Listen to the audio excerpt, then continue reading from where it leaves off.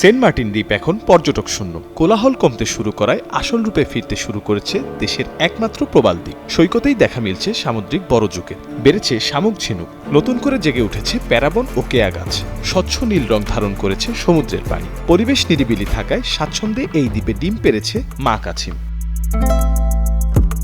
চলতি মৌসুমে ইতিমধ্যে সেন্ট মার্টিন দ্বীপে ১০০ অলিভ রিডলি প্রজাতির কাছিমের বাচ্চা অবমুক্ত করা হয়েছে।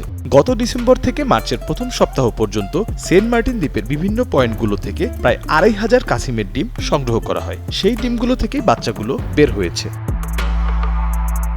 প্রতি বছর শীত মৌসুমে কয়েক হাজার মাইল সাগর পাড়ি দিয়ে সামুদ্রিক কাছিম ডিম পাড়তে আসে কক্সবাজারের উপকূলে। এবার বন পরিবেশ জলবায়ু মন্ত্রণালয়ের উদ্যোগে নানা পদক্ষেপ নেওয়ার কারণে দ্বীপে প্রচুর সংখ্যক কাছিম ডিম দিয়েছে।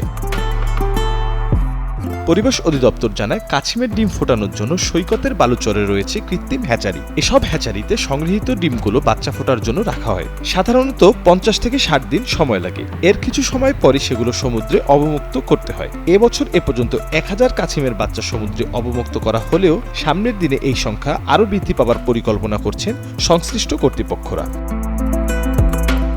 দ্বীপে ডিমগুলো সংগ্রহ করা হয়েছে ১৬৮টি মা কাছিম থেকে। এই হিসেবে প্রতি মা কাছিম সাধারণত গড়ে ১১৫ থেকে ১২০টি ডিম পেড়েছে। তবে দুশ্চিন্তার বিষয়, চলতি মৌসুমে ডিম দিতে এসে মারা গেছে প্রচুর সংখ্যক মা কাছিম।